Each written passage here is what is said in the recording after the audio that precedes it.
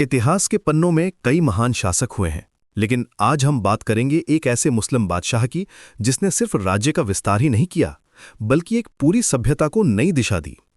जलालुद्दीन मोहम्मद अकबर, एक नाम जो आज भी धर्मनिरपेक्षता और सहिष्णुता का प्रतीक माना जाता है। यूं तो मुगल वंश की शुरुआत बाबर ने की थी, लेकिन जिसने साम्राज्य को सच में मजबूत बनाया वो था अकबर। 16वीं सदी का भारत एक ऐसा समय था जब यूरोप में धार्मिक युद्ध चल रहे थे और यहां भी विभिन्न धर्मों के बीच तनाव था। चारों तरफ अफगान शासकों का प्रभाव था। राजपूत राजा अपनी स्वतंत्रता के लिए संघर्ष कर रहे थे और दक्षिण में विजयनगर साम्राज्य अपनी शक्ति बनाए रखने की कोशिश में था। ऐसे जटिल राजनीतिक माहौल में अकबर का जन्म 1556 में हुआ और मात्र 13 साल की उम्र में वो मुगल साम्राज्य का बादशाह बन गया। शुरुआत में तो लगता था कि यह भी बाकी मुस्लिम शासकों की तरह ही होगा, लेकिन अकबर ने जो किया वो इतिहास में अनूठा था। अकबर की सबसे बड़ी खासियत थी उसकी सोच। जहां दूसरे शासक अपने धर्म को दूसरों पर थोपते थे, वहीं अकबर ने सभी धर्मों को समान सम्मान दिया। उसने हिंदुओं पर लगने वाला जजिया कर हटा दिया, जो गैर मुस्लिमों से लिया जाता था। यह सिर्फ एक राजनीतिक फैसला नहीं था, बल्कि उसकी गहरी सोच का परिचायक था। उस समय जब दुनिया भर में धार्मिक कट्टरता अपने चरम पर थी, अकबर ने तीर्थ यात्रा कर भी हटा दिया था। उसने ये साबित कर दिया कि एक मुस्लिम शासक होकर भी गैर मुस्लिमों के साथ न्याय किया जा सकता है। राजपूतों के साथ अकबर की नीति बिल्कुल अलग थी। जहां पहले के मुस्लिम शासक उन्हें दुश्मन मानते थे, अकबर ने उनसे वैवाहिक संबंध बनाए। 1562 में जब आमेर के राजा बिहारी मल ने अपनी बेटी का विवाह अकबर से कराया, तो यह सिर्फ एक शादी नहीं थी, ये एक नई शुरुआत थी। इस शादी के बाद राजपूत राजकुमार अकबर की सेना में जनरल बने, प्रांतों के गवर्नर बने। राजा मानसिंह जैसे राजपूत योद्धा अकबर के सबसे भरोसेमंद सेनापति बने। ये बात आज भी उतनी ही प्रासंगिक है। जब आप किसी को सम्मान देते हैं तो वो आपके साथ खड़ा होता है। लेकिन अकबर की राजपूत नीति सिर्फ राजनीतिक चालबाजी नहीं थी। जब 1568 में चित्तौड़गढ़ का किला गिरा, तो अकबर ने वहां भीषण नरसंहार कराया था।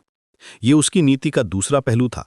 जो उसकी सत्ता को चुनौती देते थे, उनके साथ वो बेरहम था, लेकिन जो समर्पण कर देते थे, उनके साथ वो उदारता दिखाता था। मेवाड़ के महाराणा प्रताप ने कभी अकबर की अधीनता स्वीकार नहीं की, लेकिन बाकी राजपूत राजाओं ने अकबर के साथ गठबंधन करके अपनी गरिमा बनाए रखी। अकबर का साम्राज्य विस्तार भी अद्भुत था। उसने बंगाल, गुजरात, सिंध जैसे उपजाऊ इलाकों को जीता। गुजरात की विजय खासकर महत्वपूर्ण थी क्योंकि ये भारत को अरब सागर के व्यापारिक मार्गों से जोड़ता था। यहां से होकर एशिया, अफ्रीका और यूरोप के साथ व्यापार होता था। बंगाल की विजय से अकबर को भारत के सबसे उपजाऊ क्षेत्र पर नियंत्रण मिल गया, लेकिन जीतने के बाद जो किया वो और भी महत्वपूर्ण था। उसने स्थानीय संस्कृति को नष्ट नहीं किया, बल्कि उसे अपनाया। मुगल कला में हिंदू और फारसी तत्वों का मिश्रण हुआ। फतेहपुर सीकरी जैसी अनूठी वास्तुकला का जन्म हुआ, जहां इस्लामी, हिंदू और जैन स्थापत्य शैलियों का अनूठा मेल देखने को मिलता है। अकबर की सबसे बड़ी उपलब्धि थी उसका धार्मिक दर्शन।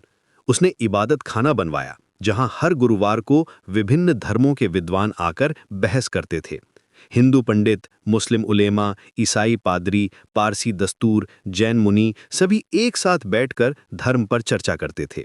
ये उस समय के लिए क्रांतिकारी था, जब दुनिया भर में धार्मिक कट्टरता चरम पर थी। अकबर खुद इन बहसों में हिस्सा लेता था और सवाल पूछता था। उसकी जिज्ञासा असीम थी। वो जानना चाहता था कि अलग-अलग धर्म क्या कहते हैं, उनके मूल सिद्धांत क्या हैं। इन धार्मिक चर्चाओं का नतीजा था कि अकबर ने दीन-ए इलाही नाम से एक नया धर्म भी चलाया। ये सभी धर्मों के अच्छे तत्वों को मिलाकर बनाया गया था। इसमें इस्लाम की एकेश्वरवाद की अवधारणा थी, हिंदू धर्म की अहिंसा और शाकाहार की भावना थी, पारसी धर्म का अग्नि पूजन था और ईसाई धर्म की करुणा की शिक्षा थी।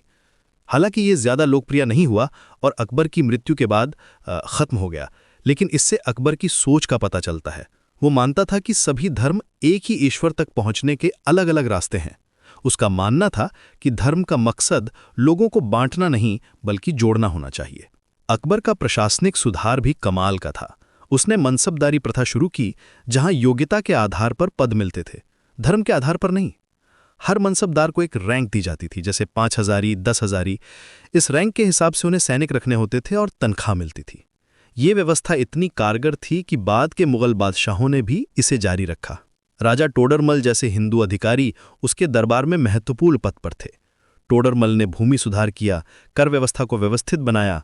बीरबल जैसे दरबारी उसके करीबी सलाहकार थे, जो अपनी बुद्धिमत्ता और हाजिर जवाबी के लिए मशहूर थे। अकबर की अर्थव्यवस्था भी मजबूत थी। उसके शासनकाल में मुगल साम्राज्य की संपत्ति 3 गुना बढ़ गई। व्यापार फला फूला, कृषि को बढ़ावा मिला। उसने मानक बांट माप की व्यवस्था लागू की, जिससे व्यापार में धोखाधड़ी कम हुई। नई फसलों को प्रोत्साहन दिया गया, सिंचाई की व्यवस्था सुधारी गई, व्यापारिक मार्गों की सुरक्षा की गई, जिससे दूर दराज के इलाकों से व्यापारी आने लगे। कला और संस्कृति को संरक्षण मिला। उसके दरबार में नवरत्न थे, तानसेन जैसे संगीतकार, अबुल फजल जैसे इतिहासकार, फैजी जैसे कवि। इन सभी ने मुगल संस्कृति को समृद्ध बनाया। तानसेन के बारे में कहा जाता है कि उसका संगीत इतना मधुर था कि दीपक राग गाने से दीप जल उठते थे और मेघ राग से बारिश हो जाती थी। अबुल फजल ने अकबरनामा लिखा, जो अकबर के शासनकाल का विस्तृत इतिहास है। फैजी एक महान कवि था, जिसने फारसी साहित्य को नई ऊंचाइयां दीं। अकबर के दरबार में हर दिन कला और साहित्य की महफिल जमती थी। अकबर की शिक्षा नीति भी अनूठी थी। हालांकि वो खुद अनपढ़ था, लेकिन उसने शिक्षा को बढ़ावा दिया। उसके दरबार में